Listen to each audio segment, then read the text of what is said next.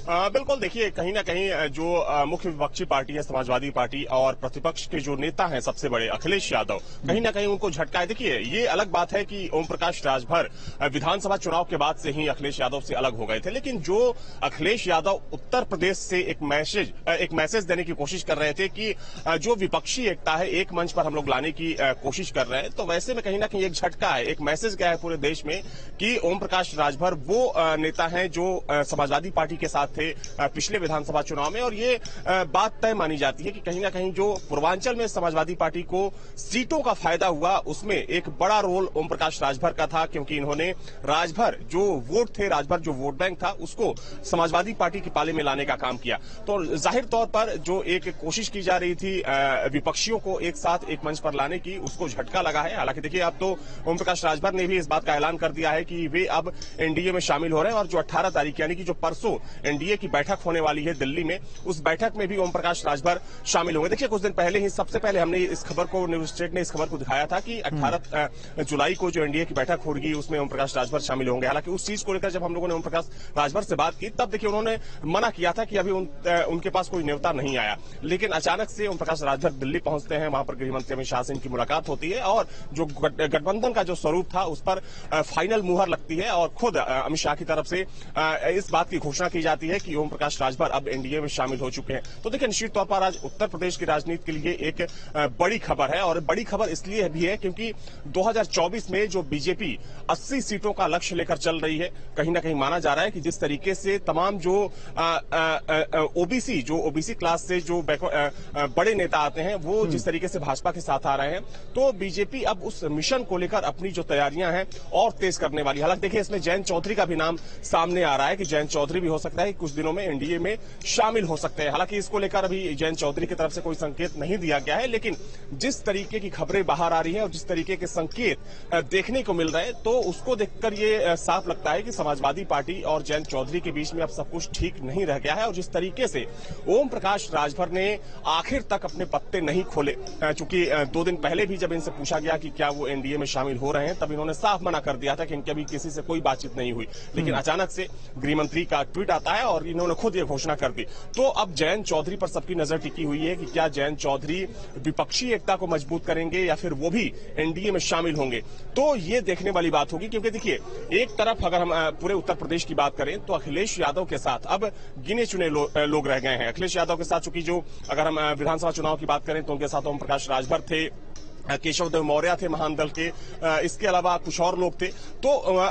उस लिहाज से दारा सिंह चौहान ने भी अखिलेश यादव को एक बड़ा झटका अविनाश दिया है। वो भी कभी न कभी बीजेपी में किसी भी वक्त ज्वाइन कर सकते हैं। समाजवादी पार्टी से वो इस्तीफा दे चुके हैं।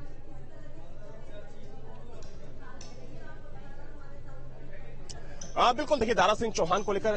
पहले से ही इस बात की संभावना थी कि वो दामन छोड़ सकते हैं। और चूंकि जिस तरीके से परसों उन्होंने विधानसभा सदस्य से इस्तीफा दिया, चूंकि उनका इस्तीफा स्वीकार भी कर लिया विधानसभा स्पीकर ने, तो इस बात की पूरी संभावना है कि वो भी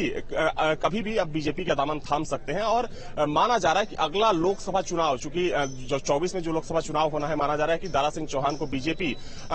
घोसी जो लोकसभा सीट है, घोसी लोकसभा सीट से वहां पर अपना प्रत्याशी बना सकती है। या ये भी इस बात की भी संभावना है कि हो सकता है कि दारा सिंह चौहान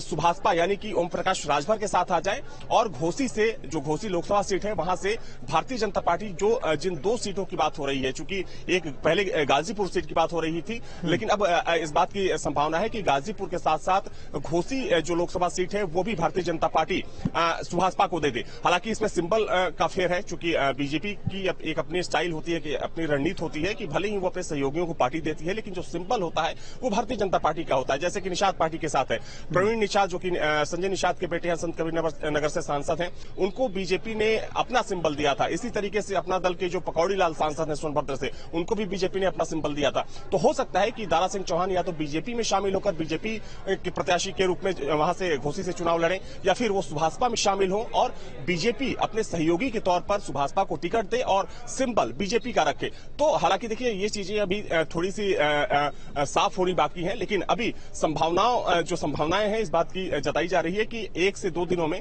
जो तमाम चीजें हैं वो साफ हो जाएंगी और जो पूरी तस्वीर है गठबंधन का स्वरूप कैसा होगा, किस तरीके से सीटों का बंटवारा होगा, इस पर अंतिम बातचीत भी लगभग फाइनल हो जाएगी। अविनाश, सुभाषपा की बात करें, ओपी राजभर की बात करें तो ये भी एनडीए से टूटकर समाजवादी पार्टी के साथ गए थे और दारा सिंह चौहान जो कि समाजवादी पार्टी से इस्तीफा दे चुके हैं, ये भी बीजेपी से टूटकर समाजवादी पार्टी में गए थे। और जैसे कि चर्चा अभी चल रही है कि रालोद यानी कि आरएलडी भी बीजेपी के साथ एनडीए के साथ आ सकती है। ऐसे में अखिलेश यादव के लिए 2024 का चुनाव कितना मुश्किल होने वाला है? उनके जो साथी हैं उत्तर प्रदेश में खासकर, वो धीरे धीरे उनका साथ छोड़ते जा रहे हैं।